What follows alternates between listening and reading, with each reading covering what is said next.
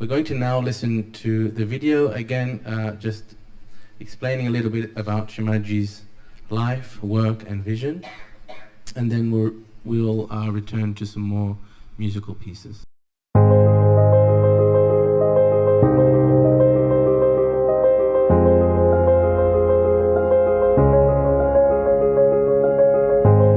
Today, hundreds of thousands of people worldwide are celebrating the 100th birthday anniversary of Shri Mataji Nirmala Devi, founder of Sahaja Yoga meditation movement and spiritual leader. Those who have not heard about Shri Mataji could be surprised that the personality of such stature has not reached their awareness yet. The impact of her work on humanity is hard to estimate. But all who are familiar with Shri Mataji can state that her work has and will have at all times ahead the most significant impact on the evolution of humanity as a whole.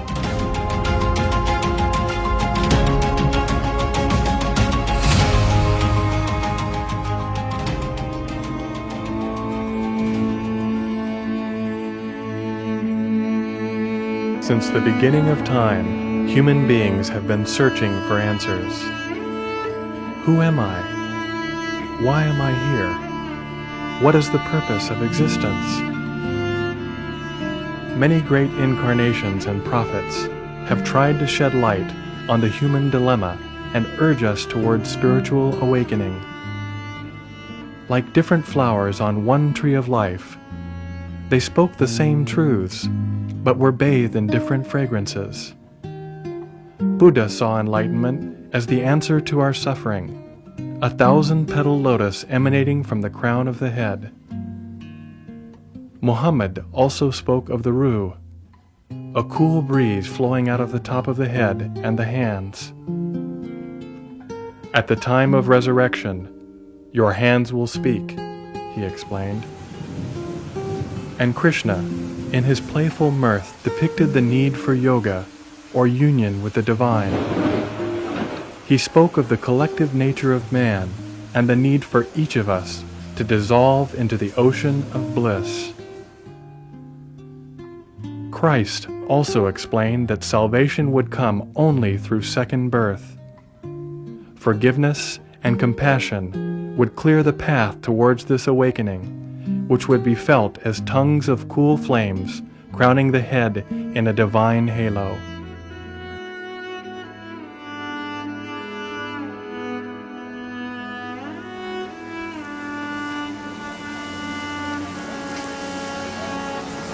I was very lucky that I was able to meet with Shri Mataji when I was about 18 years old. And she was staying in Bombay, and she was at that time the wife of the chairman of the Shipping Corporation of India. My mother knew her, so we went over to her home, and my mother said, here is a special person, and you'll feel good if you meet her. There were not that many people. There were a few people in Bombay. They'd meet for meditation. In fact, when they met for meditation, Shri Mataji herself would be there, sitting in front of everybody. But it took a few years after that to fully realize the power of the vibrations.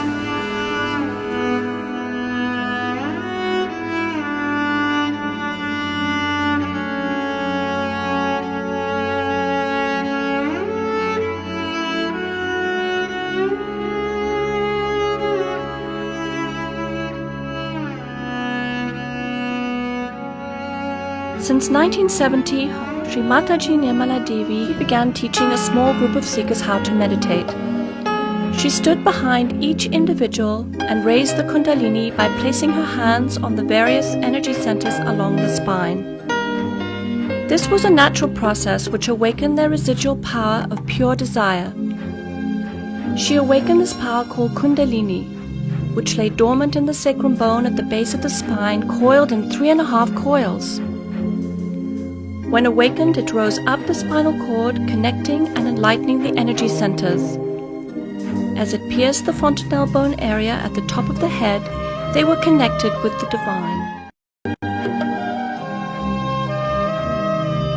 Although she was working with only a handful of people, she was searching for a universal method which would allow her to give this experience to large groups of people. She soon developed a technique for en masse self-realization. Taking into account all the different combinations and permutations of the human personality, the method was startlingly simple. The seeker would express his or her desire by holding the left hand towards Shri Mataji. Verbal affirmations helped the mothering energy to rise, and the experience could be verified by feeling the Kundalini in the hands and above the head. As more and more people expressed their desire to have this awakening, she began an en masse self-realization movement. We can see from one point of view that human beings are created as human beings. And they have mental, emotional, all these sides. Now they are guided by their emotional side, maybe mental side, also depending on the birth and all that. So they are bound by all these things. We have within us a power, I call it as Kundalini, which is kept in the triangular bone, which is sleeping there. So when you awaken that Kundalini, she passes through these various aspects of her life and she enlightens them. Not only enlightens them, but she binds them and makes them one. That is where we become above all these things and we become ourselves. Since 1970, she has given enlightenment en masse in over 65 countries around the world, from Russia to Australia. In 1995, at a program held in Bombay, Shri Mataji raised the Kundalinis of over 100,000 people at the same time. People overflowed from the hall and sat in the streets. Unable to hear the lecture, they simply held out their hands and felt the joy.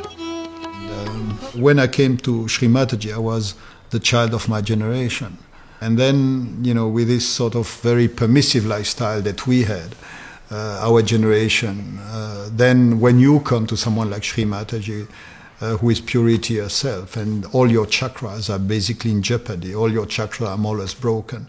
And it's really hard because visibly, I mean, Shri Mataji was working on me, and then she was going and vomit in the bathroom next minute, because my system was really damaged by the lifestyle, which was basically the lifestyle of a kid of my generation. But when she came and she told me what she was here for, what she had come for, what she was going to give mankind, what she was giving mankind already, then, that was making the whole thing meaningful, the whole course of history.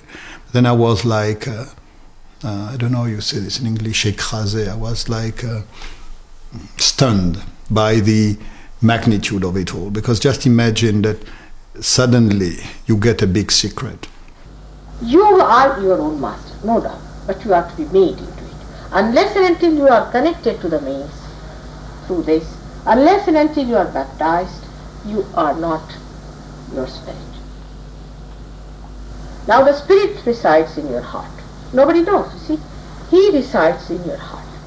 But you are not aware of it. When the Kundalini passes through these various centers and pierces through this one, then the seed of the spirit is here.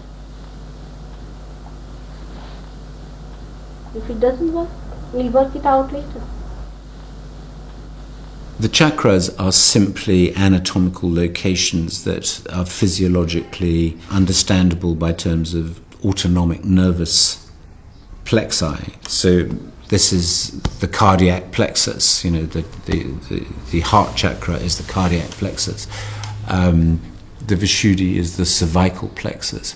Now, what I don't understand is how you can get cool air coming out of your head. That's not part of my training. You know, there is no way in allopathic medicine, in Western teaching, that you get cool air coming out of your head, and as it goes past here, you go into meditation. The knowledge about this subtle system, that is the Kundalini, about the 7 chakras, and about these 3 energy channels, all this is described in Yoga Sutra. What Shri Mataji has given to us, she has described how each energy centers, they are controlling different organs of our body. Any disease is because of some imbalance in these energy centers. The correction can be effected only with the Kundalini awakening. When this union of your own divine energy with the cosmic energy takes place, then yoga is said to have occurred.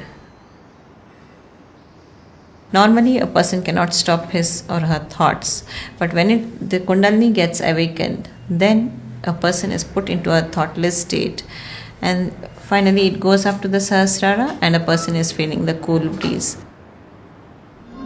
Yoga or union had become effortless. No more standing on your head, no need for expensive mantras. Now it was easier to get your enlightenment in the heart of London than it was in the Himalayas. Visits to the psychiatrist's couch were no longer necessary. Shri Mataji was not concerned with the quantity of people, but with the quality of the seekers. She never took any money for giving or developing self-realization, and started Sahaja Yoga with her own resources. To this day, she insists that you cannot pay for your spiritual ascent. So, all these ideas about religion and God and all that must be again reformed.